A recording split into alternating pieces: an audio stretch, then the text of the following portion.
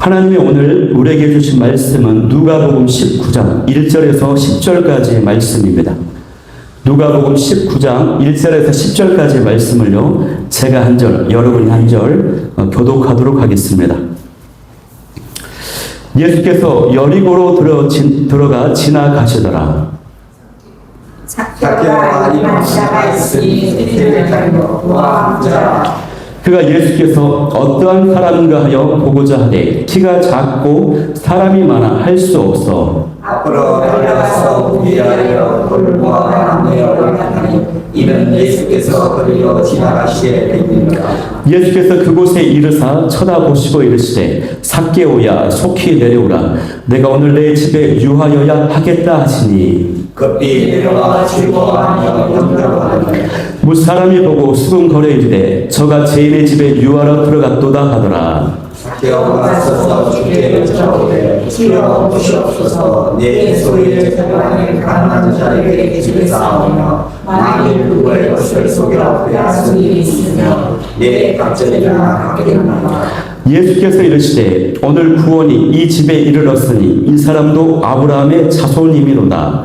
인자가 온 것은 잃어버린 자를 찾아 구원하려 함이니라. 아멘. 감사합니다. 네, 오늘 저는 이 시간에 삭개오를 만나주신 예수님, 삭개오를 만나주신 예수님이라고 하는 제목을 가지고 말씀을 나누겠습니다. 그 전에 또 우리 마음을 여는 시간으로 유머를 하나 하고 가겠습니다. 네. 자동차 사고로 죽은 세 사람이 하늘나라로 가는 길에 똑같은 질문을 받았습니다. 천사로부터 질문을 받았어요. 장례식을 하면서 당신이 간 속에 들어 있을 때 가족들이나 친구들이 애도를 표하면서 당신에게 뭐라고 말하는 것을 듣고 싶으십니까? 라고 물었어요. 천사가. 그랬더니 죽었던 첫 번째 사람이 이렇게 말합니다. 저는 아주 유능한 의사였으며 훌륭한 가장이었다고 하는 이야기를 듣고 싶습니다. 두 번째 사람은 이렇게 말했습니다. 저는 아주 좋은 남편이었으며 아이들의 미래를 바꾸어 놓은 훌륭한 교사였다고 하는 말을 듣고 싶습니다. 마지막 세 번째 사람이 말했습니다. 저는 이런 이야기를 듣고 싶습니다. 우와, 간 속에서 저 사람이 움직인다. 뭐 말이에요? 죽고 싶지 않다는 거죠. 다시 살아났다. 네, 그 이야기입니다. 네. 네, 센스가 있으십니다. 바로 웃으신 분들은. 네. 오늘 말씀은요, 이 누가복음의 세 번째 시간으로 너무나도 유명한 삭개오 이야기예요. 지혜인이라고 취급받던 삭개오를 예수님이 친히 만나주신 이야기입니다. 우리가 누가복음을 이제 묵상하면서 항상 참고해야 되는 사실이 있는데 그게 뭐냐면 누가복음에는요, 소외되고 연약하고 죄인 취급을 받는 사람들이 많이 등장을 하고 그들을 향해서 예수님께서 굉장한 사랑으로 깊은 관심과 애정을 가지고 보여주는 그 모습이 많이 등장을 합니다. 이유가 있습니다. 그건 뭐냐면 이 누가복음을 쓴 이 누가는요, 성경을 기록한 많은 저자들 중에서 유일하게 이방인 그리스도인이에요. 다른 사람들은 다 유대인이 성경을 썼어요. 그러나 유일하게 누가만이 이방인이라고 하는 것입니다. 당시에 유대인들은 이방인을 어떻게 취급했습니까? 구원받지 못하는 죄인들로 취급을 했어요. 소외되고 멸시되는 존재가 이방인이었어요. 더군다나 이 누가는요, 의사였어요. 의사. 어떤 의사였냐면 병들고 가난한 사람들을 지극정성으로 돌보고 사랑했던 사람이 바로 이 누가 의사였다고 하는 것입니다. 그렇기 때문에 이 누가복음을 기록한 누가의 기록에는 세상으로부터 소외되고 연약한 잃어버린 영혼들을 향한 마음이 가득해서 그런 내용들이 많이 등장을 하고 있습니다. 비슷한 맥락에서요, 오늘 본문에도 죄인이라고 취급을 받고 있는 죄인이라고 취급받던 삭개오를 만나주신 이야기가 소개되고 있거든요.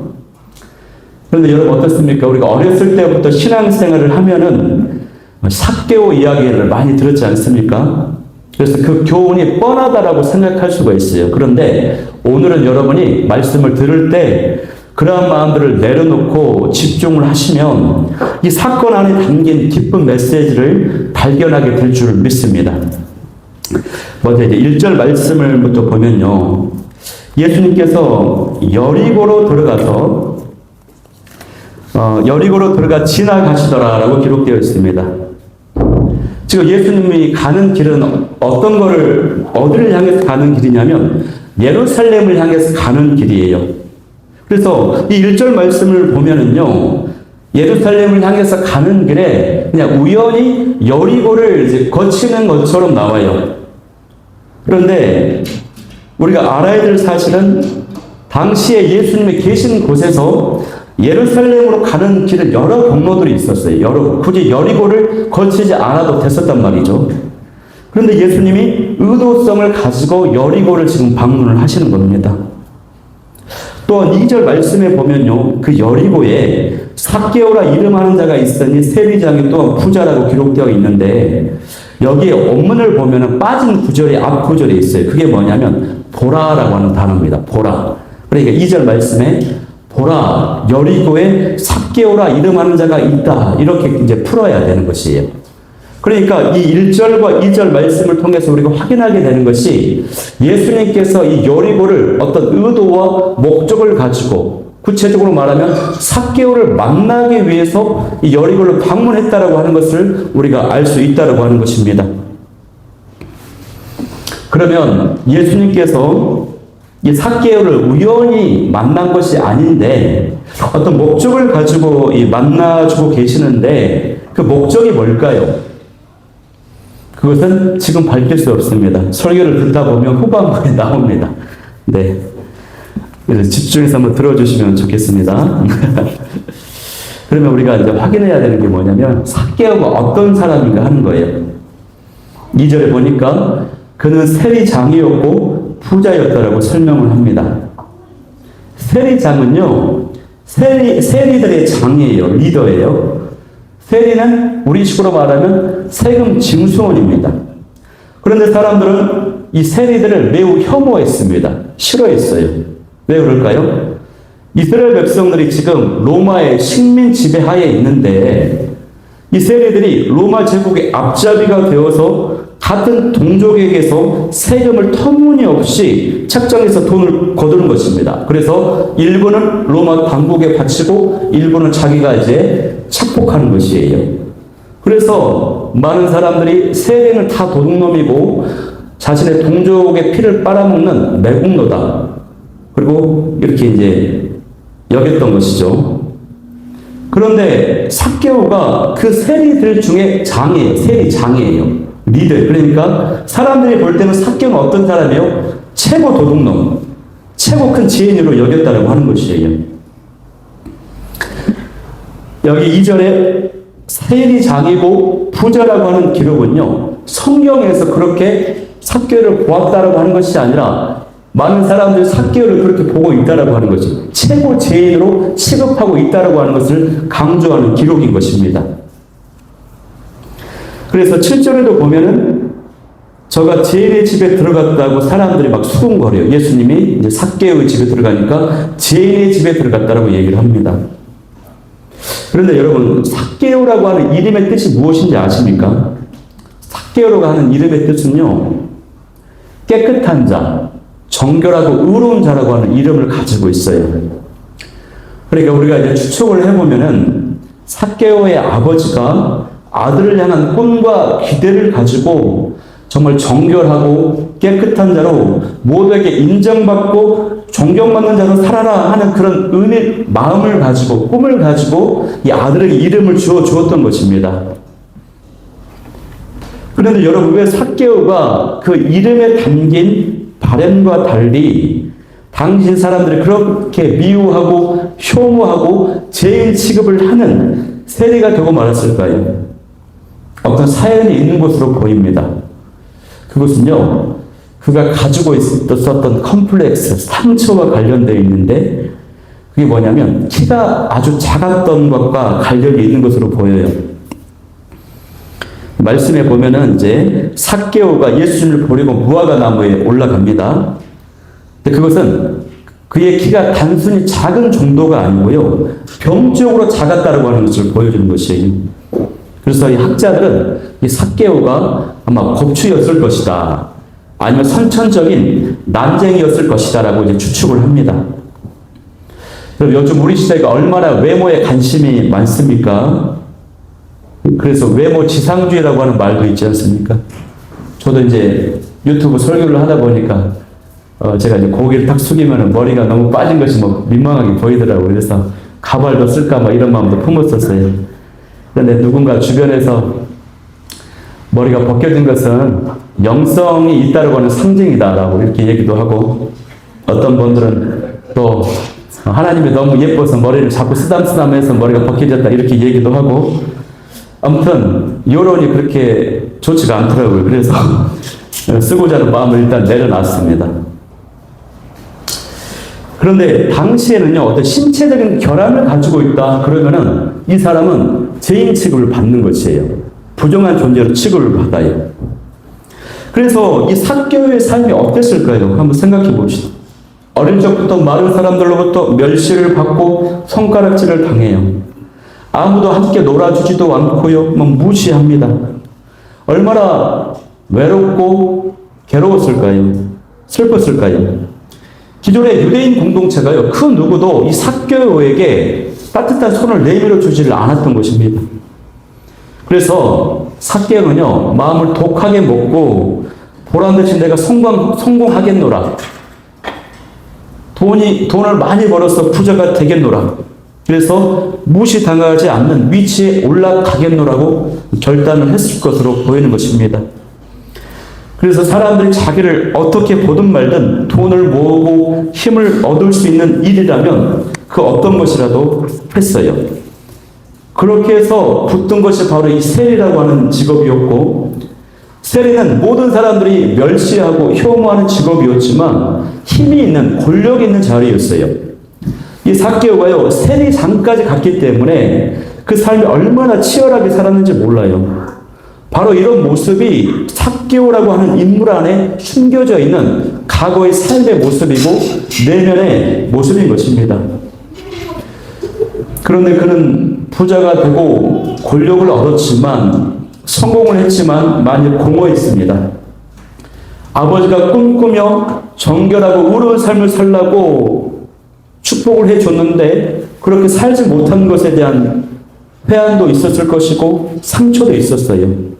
사람들이 자신을 여전히 죄인 취급하고 자신의 아픔을 알아주지 않는 것에 대해서 그 상처와 서러움을 가지고 있었다고 하는 것입니다.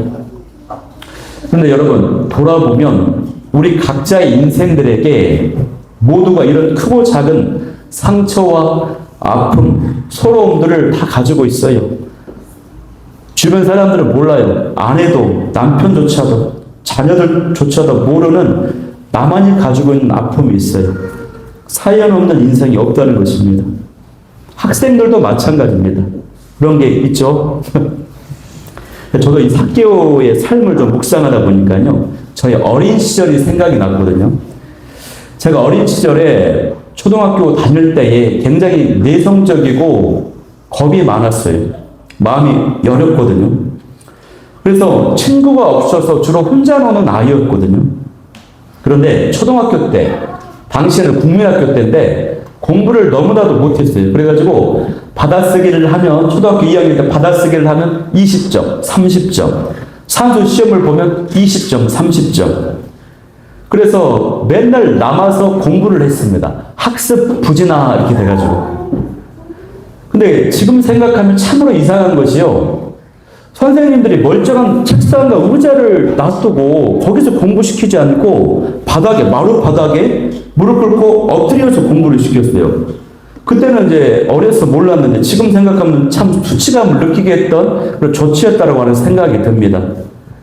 그렇게 자습 공부 시켜놓고요, 문제 내주고 여기 문제를 몇 개 이상 맞으면은 이제 금방 집에 돌아갈 수 있어. 가르쳐 주지도 않아. 그냥 문제 풀라고 딱 던져주고 그냥 말아요.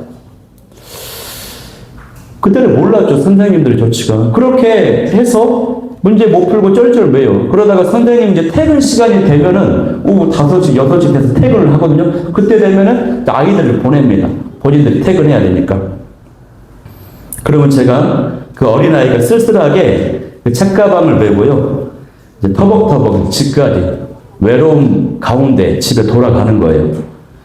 한 30분 정도 걸렸던 거예요. 30분 이상. 근데 우리 시골에 보면은 교동이라고 하는 언덕이 있어요. 지금은 굉장히 야트막한 언덕인데 어릴 때 생각하면 굉장히 큰 언덕이었어요. 해는 이제 점점 이제 뉘엿뉘엿 저물쯤 석양이 막 비추려고 하고 그 야트막한 어린이로서는 조금 이제 그만한 언덕을 이제 터벅터벅 올라가는 것입니다. 그런데 그 옆에 보면은 작은 야산에 우리 교회가 있어요. 제가 다니는 교회. 야산 중턱에.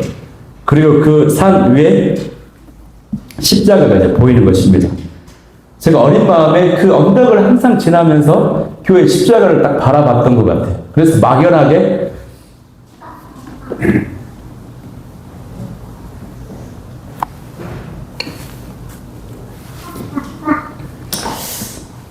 어린 마음에 그래도 예수님이 나와 함께 하실 거야 이런 생각을 하면서 이제 넘어갔던 것 같아요.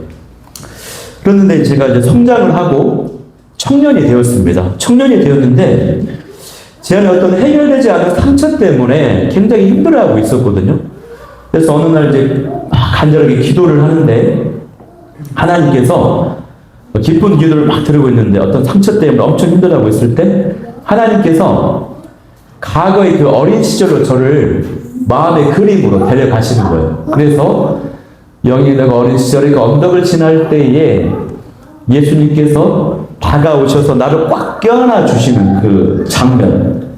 항상 내가 함께하고 있었고 함께 걷고 있었고 힘겹게 그 언덕을 올라갈 때 꽉 껴안고 있었다라고 하는 그 그림을 마음에서 딱 이제 떠오르게 하시는 겁니다. 그래서 그 감동이 몰려오자 제가 얼마나 울면서 그때 기도했는지 몰라요. 그러면서 하나님은 항상 나와 함께 하셨구나. 그 사실로 인해서 제가 그 상처가 치유되고 힘을 얻게 되는 그런 은혜가 있었어요.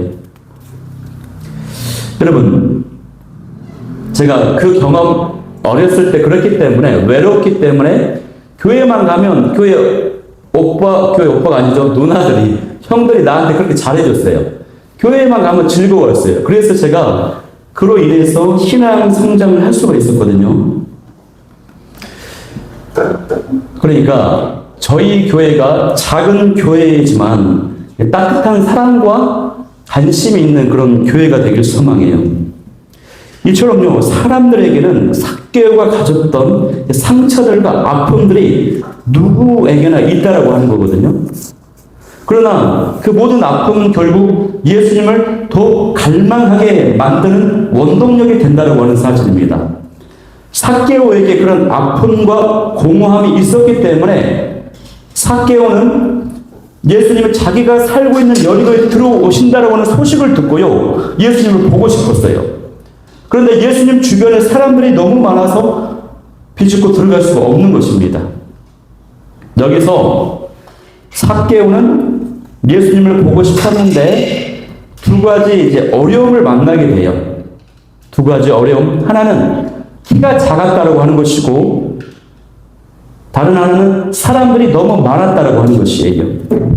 내적인 어려움과 외적인 어려움을 만나게 된 것입니다. 이처럼요, 삭개오가 어떤 영적인 목표, 예수님의 얼굴을 반드시 보아야지라고 하는 영적인 목표를 세우고 그것을 이루기 위해서 달려가는데 안팎으로 장애물과 어려움이 있을 수 있다고 하는 거예요. 방해가 있다는 겁니다. 내가 새벽 기도를 하기로 결단했는데 직장에서 유독 야근이 많아지고 업무가 많아져서 몸이 막 피곤한 이런 장애물이 생기는 것입니다. 모처럼 내가 어떤 영혼을 붙잡고 1:1 양육을 해주고 성경 공부를 해주려고 하는데 내가 혀가 짧아서 막 발음이 자꾸 새요. 예수님 막 설명하는데 막 발음이 짧은 거예요.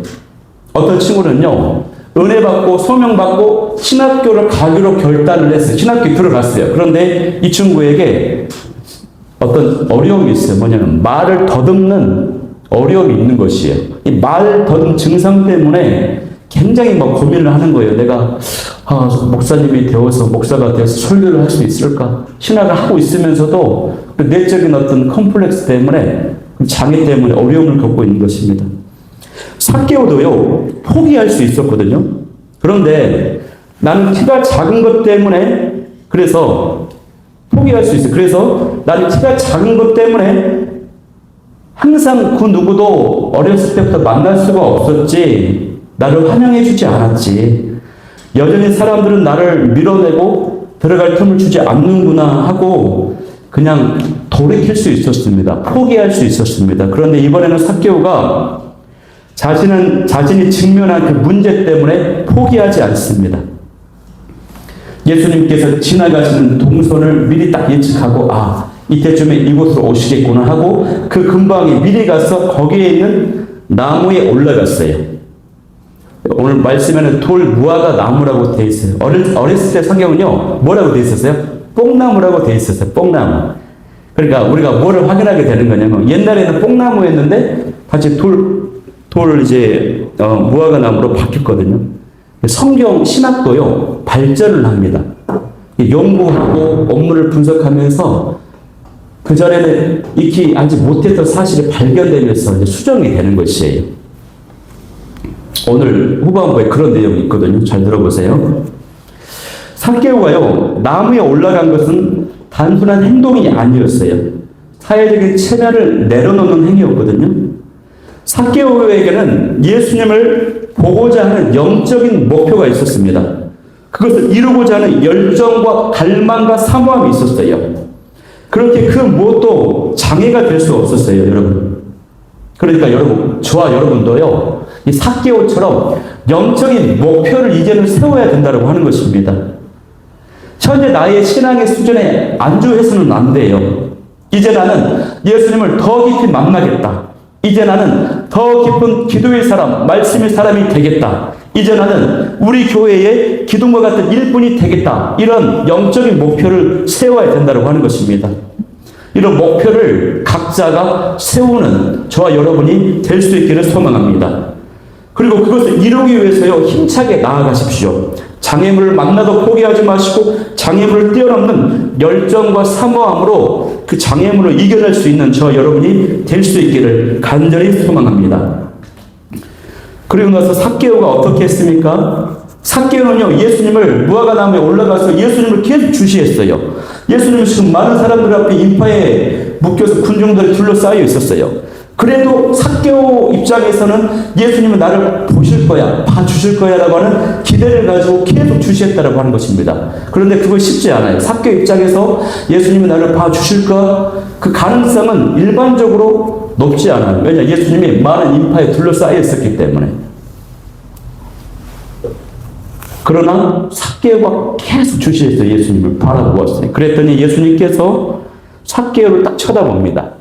이것은 예수님이 우연히 그냥 고개를 돌리다가 삭개오를 본 것이 아니라 예수님께서 의도를 가지고 눈을 들어서 삭개오를 보셨다고 하는 것이에요. 그래서 예수님의 눈과 삭개오 눈이 마주쳤습니다. 결국 삭개오는 예수님의 얼굴을 보겠다라고 하는 그 목표를 이룰 수가 있게 된 것입니다. 그러자 예수님이요, 당시로서는 사람들이 놀라워할 만한 말씀을 하시거든요. 그리고 5절 말씀을 한번 합독해 볼게요. 5절 말씀 시작. 예수께서 그곳에 이르사 쳐다보시고 이르시되 삭개오야 속히 내려오라. 내가 오늘 내 집에 유하여야 하겠다 하시니. 아멘. 여러분, 삭개오가 영적인 목표를 세우고 예수님을 보겠다라고 하는 목표를 세우고 장애물에도 포기하지 않고 예수님이 봐주시기를 바라면서 계속 주시를 하였더니 예수님이 그 주시함에 바라봄에 응답해 주셨습니다. 응답을 해 준 것뿐만 아니라 주님과의 인격적인 만남이 집에서 시작이 되었고요. 이 본문을 보면 알듯이 모든 가족들에게 구원의 은혜가 주어졌습니다. 그래서 우리는요, 예수님을 어떻게 해야 될까요? 계속 주시하고 바라봐야 된다고 하는 것입니다. 저는 이번 주 말씀을 준비하면서 그러면 나로서는, 우리로서는 예수님을 주시하고 바라보는 그 구체적인 모습이 무엇일까 묵상하는 가운데 그것이 바로 이 성경을 소리내어 읽는 것이라고 하는 감동과 확신을 갖게 되었습니다. 처음에는요, 이제 성경을 소리내어 읽어야겠다라고 하는 감동을 받았어요. 그런데 어제 이제 말씀을 딱 준비하고 완료하고 나서 이 사교의 모습을 묵상하면서 예수님을 바라보는 것이 성경을 소리내어 읽는 것이구나라고 하는 확신을 갖게 되었다고 하는 것입니다. 예수님이요, 말씀이시기 때문에 하나님이 말씀이시거든요. 그래서 우리가 이제 성경을 10장씩 소리내어서 읽기로 했는데 이것이 삭개오가 나무에 올라가서 예수님을 주시해서 바라보는 것과 같아요. 우리가 성경을 읽는 것은 좋은 거잖아요. 그런데 눈으로만 읽으면요, 눈으로만 읽었을 때는 어떤 깨달음이나 어떤 성경에 대한 이해와 지식이 머리로 들어와요. 그런데 거기에 그냥 그치는 경우가 많습니다. 그러나 내가 소리를 내어서 읽게 되면요, 그것은 내가 나의 심령에, 나의 영혼에게 성경을 들려주는 것이 되기 때문에 영과 혼육에 전인적인 변화가 생겨나고 이 말씀을 실천할 수 있는, 순종할 수 있는 능력이 생긴다고 하는 것입니다. 그래서요, 이 성경이요, 내용이 이해가 되지 않아도 소리 내어서 그냥 읽게 되면은 말씀이 믿어지는 역사가 있습니다. 믿어지고 나면요, 이후에 성경의 이 의미와 이 내용이 어떤 의미인지가 이해가 되고 깨닫게 되어지는 것입니다. 그래서 본인이 들을 수 있을 정도의 그 소리로, 크기로 읽을 때 대신 너무 빠르게 읽지 마시고 적당한 스피드로 또박또박 종독하시며 읽으면 너무 좋아요. 그래서 제가 구약 성경과 신약 성경과 시편과 잠언의 유익들을 담아가지고 나름 균형 있게 구약 성경 3장, 시편 3장, 잠언 1장, 신약 3장 해서 10장으로 이제 1일차부터 365일차까지 랜덤으로 구성을 했습니다. 그래서 우리가 실천하면 좋고 가장 좋은 시간대는요, 아침, 하루를 시작하기 전에. 이것은 하루에 주어진 삶을 맡기고 일어날 모든 것들을 이제 예방하는 것입니다. 아침이나 아니면 잠자기 전에. 잠자기 전에는 내 모든 것들을 회복하거나 깨끗하게 세정하는 그런 의미를 가지고 있어요. 그래서 너무 많은 사람이 성경을 소리내어서 읽을 때에 많은 유익과 은혜를 경험하게 되는데, 예를 들면은 문제가 막 치유됩니다. 특히 물질의 문제가 치유된다는 간증들이 굉장히 많아요. 그리고 나의 성품이 변화되고 인격이 변화되고 예수님과 연합하게 되고 하나님의 마음을 깊이 깨닫게 돼요. 그래서 하나님의 뜻대로 살고 싶은 갈망이 막 생긴다고 하는 것이. 그리고 기도의 내용이 바뀌는데 나 중심에서 달라달라고 하는 그 중심의 기도에서 하나님의 영광과 나라를 위한 기도로 기도의 내용이 바뀝니다. 그리고 나의 음성이 바뀌고 나의 태도가 바뀌어서 영성 있고 권위 있는 음성과 목소리와 삶의 태도로 내가 바뀐다고 하는 것입니다.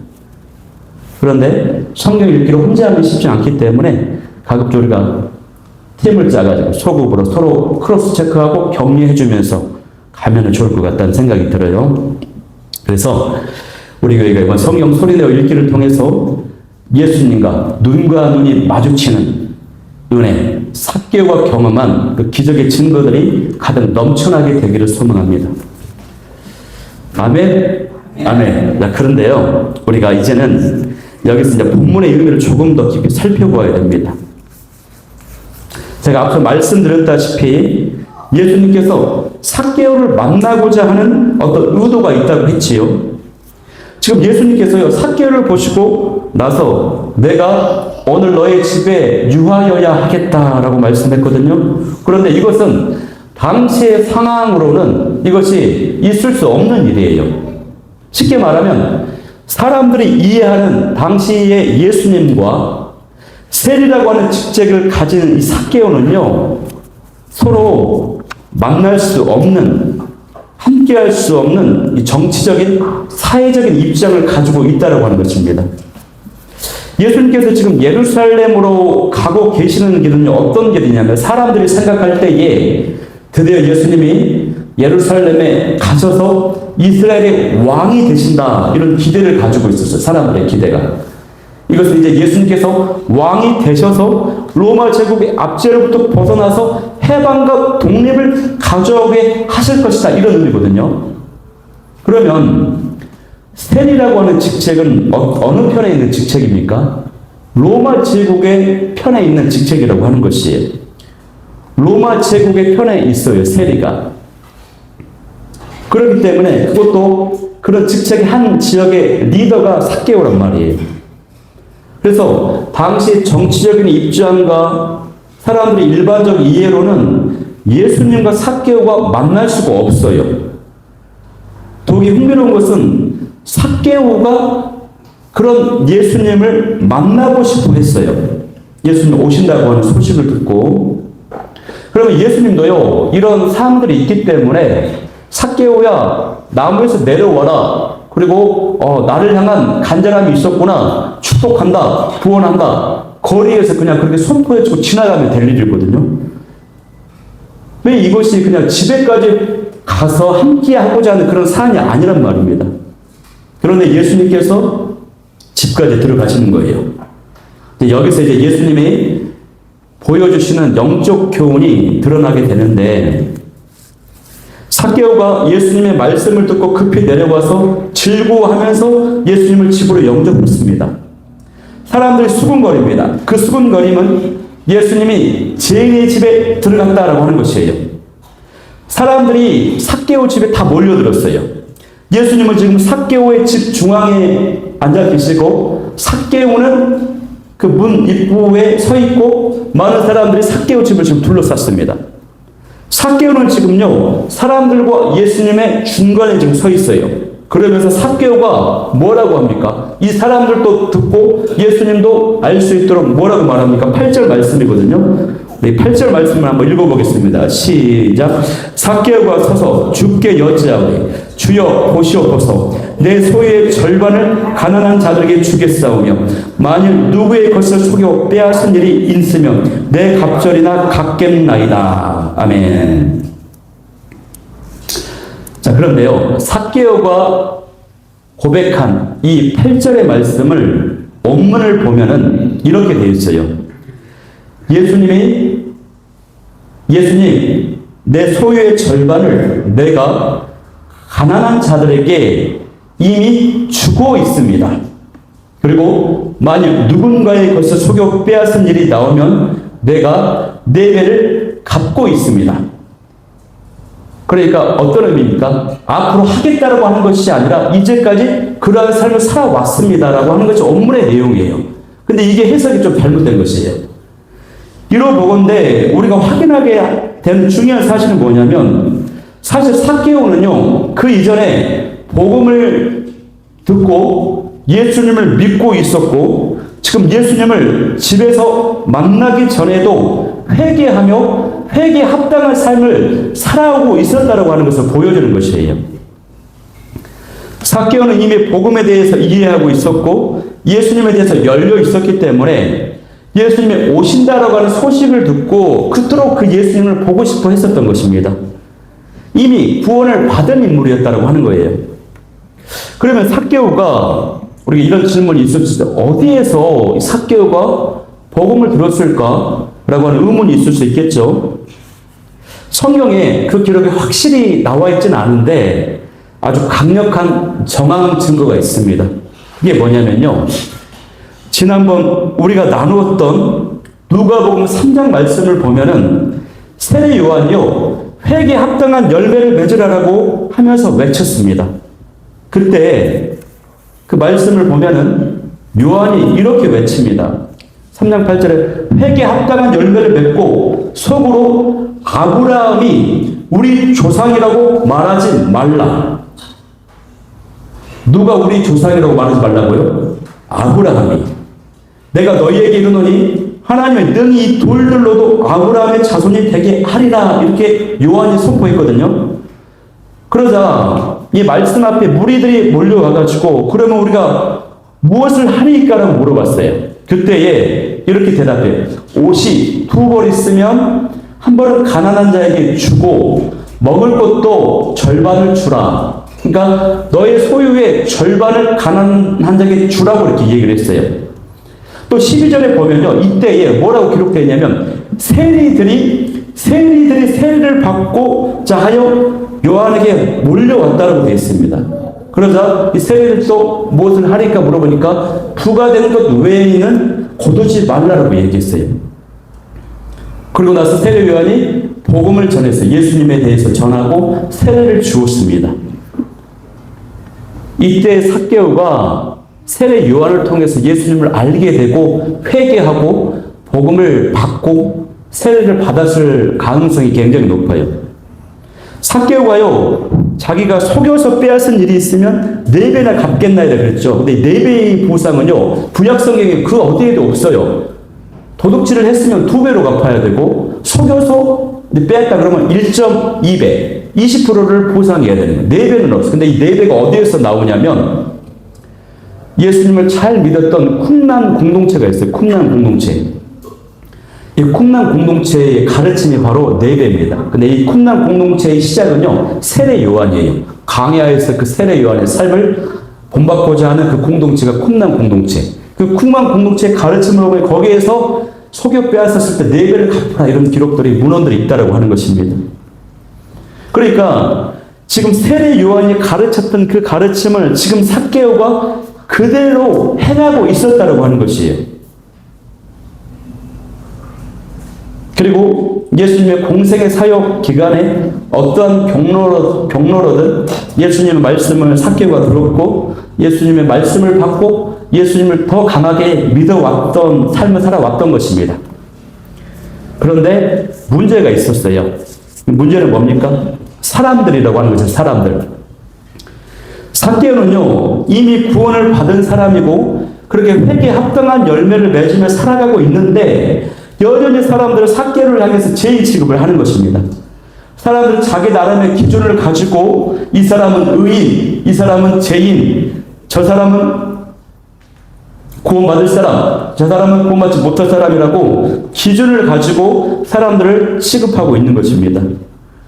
7절 말씀에서 뭐든지 저가 죄인의 집에 들어간다고 했잖아요. 이것이 당시 사람들의 인식이었어요. 인식. 그래서 삭개오가요, 예수님의 여리고로 오신다라고 했을 때 그렇게 뵙기를 소망했고 예수님께서 집으로 오신다고 했을 때 너무나 기뻤고 사람들과 예수님 사이에서 나는 예수님 회개에 합당한 열매를 맺고 있어요. 그렇게 살고 있어요. 그렇게 예수님 앞에서 사람들 앞에 공개적으로 고백을 했던 것이에요. 그러니까 삭개오는요, 자신이 복음을 믿고 예수님을 믿고 구원받은 사람이라고 하는 것을 많은 사람들 앞에서 인정받고 싶었던 것이에요. 사람들은 아니었을지라도 예수님 앞에서는 정말 확인하고 싶었던 그 마음이 있었다고 하는 것입니다. 그래서 예수님은요, 이것을 다 알고 계셨던 것이에요. 예수님은 사람들이 함부로 의인과 죄인을 나누는 잘못된 생각, 구원받을 자와 구원받지 못할 자를 함부로 판단하는 그런 잘못된 생각을 꼬집고 바로잡기 위해서 삭개오의 집에 방문하셨던 것입니다. 또한 이 삭개오의 그 외로운 마음을 아시고 격려하며 힘을 주시고자 이 집을 방문해 주셨던 것입니다. 여러분, 우리가 살다 보면은 정말 주님의 격려를 받고 싶을 때가 있어요. 가장으로서, 아내로서, 또 여러 가지 모습으로서, 직분자로서 책임을 지기 위해서 수고하고 충성하고 나아가는데 사람들이 인정해주지 않아요. 잘 몰라요. 나는 가장으로서 정말 생계를 책임지려고 하는데 그 축 처진 모습을 보여주지 않기 위해서 그러면은 걱정할까봐 가족들이 있는 데서는 항상 웃으며 밝게 막 있는 모습 보여요. 그러나 혼자 있을 때는 치열하게 얼굴을 찡그리며 막 살아가는 것입니다. 그런 그 가장들에게 주님께서 누구야? 내가 너의 수고를 다 한다라고 위로해 주시는 것입니다. 확인해 주시는 것입니다. 그런 위로와 은혜를 주께서 주셔요. 이처럼 예수님이 방문하신 이유가 있었어요. 그래서 예수님이요, 뭐라고 설명합니까? 선포합니까? 9절 말씀에 함께 읽어볼게요. 9절 시작. 예수께서 이르시되 오늘 구원이 이 집에 이르렀으니 이 사람도 아브라함의 자손이미로다. 아멘. 아까 세례 요한이 그랬죠. 이 돌들로도 하나님은 아브라함의 자손이 되게 할 수 있다 라고 얘기했어요. 그 말씀과 맥을 같이 하는 것입니다. 너희들이 돌덩이처럼, 거리에 굴러다니는 돌덩이처럼 취급하는 이 세리를 하나님께서 아브라함의 자손으로 구원하신다고 하는 것입니다. 그래서 예수님께서 많은 사람들 앞에서 이 구원의 은혜를 선언하고 있는 거예요. 그러면서 예수님이 잃어버린 자를 구원하러 오셨다라고 10절에 말씀하고 있습니다. 그래서요, 오늘 우리가 읽었던 이 누가복음 19장 1절에서 10절 이야기는 사실은 삭개오의 우연히 예수님을 만나게 된 삭개오의 회심한 이야기가 아니고 핵심 메시지는 사람들을 함부로 평가하고 쉽게 죄인으로 낙인 찍어버리는 사람들의 시선을 제거해 주시는 예수님의 이야기예요. 사람들의 비난과 날카로운 시선 속에서도 회개의 열매를 맺으며 열심히 살아가고 있는 그 영혼을 예수님이 의도적으로 만나서 격려해 주시는 예수님의 방문 기록이라고 하는 것입니다. 사실 삭개오가 구원을 받고 예수님을 만나러 감에 있어서 가장 큰 장애물은 작은 키가 아니고 사람들이었습니다. 사람들의 시선과 편견이었어요. 여러분, 복음을 가로막는 가장 큰 요소가요, 사람이었어요. 그냥 사람도 아니고요, 예수님을 믿는 사람들이에요. 안타까운 사실입니다. 전도를 해서 교회에 왔는데 이런저런 이유로 상처받고 교회를 안 나오기로 하시는 경우가 너무 많아요. 기도하고 초청을 했어요. 겨우 어렵게 교회를 왔어요. 신방 예배까지 드렸어요. 담임 목사님 신방 예배까지. 그런데 어느 날 지나보니까 이분이 이제 미용실을 하시는 분이셨는데 어느 날 보니까 이분이 교회를 안 나와요. 연락을 안 받아요. 내용을 살펴보니까 이제 이분이 엄청 초신자인데 이분이 이제 신앙을 가졌다고 그 전도한 분이 이제 매일매일 그 미용실을 찾아가서 어떤 요구를 하고 뭐 가르치고 그렇게 하니까 너무 부담이 된 거예요. 어떤 분은 초신자가 예수님을 믿었어요. 은혜를 엄청 받았어요. 그러고 나서 그 사람의 집을 시도 때도 없이 막 찾아가요. 좋다고 편안하다고. 잠자고 있는데도 문 두드리고. 그래가지고 너무 부담을 느끼고 연락을 두절하고 신앙생활을 포기한 그런 케이스가 너무 많아요. 어떤 분들은 이제 예수님 교회를 등록했더니 막 고자들로 막 가르칩니다. 막 정죄하듯 혼납니다. 주일예배 빠졌다고 왜 얘들 빠졌냐고 막 이렇게 정죄를 합니다. 그래서 나 이제 교회 안 나가. 이런 경우가 너무나도 많아요. 바라옵기는 저와 여러분은 함부로 사람을 낙인을 찍지 않기를 소망하고요. 저와 여러분은 삭개오처럼 회개에 합당한 열매를 맺으며 살아가기를 소망하고요. 또 영적인 목표를 세우고 어떤 방해에도 포기하지 않는 저와 여러분이 될 수 있기를 소망합니다.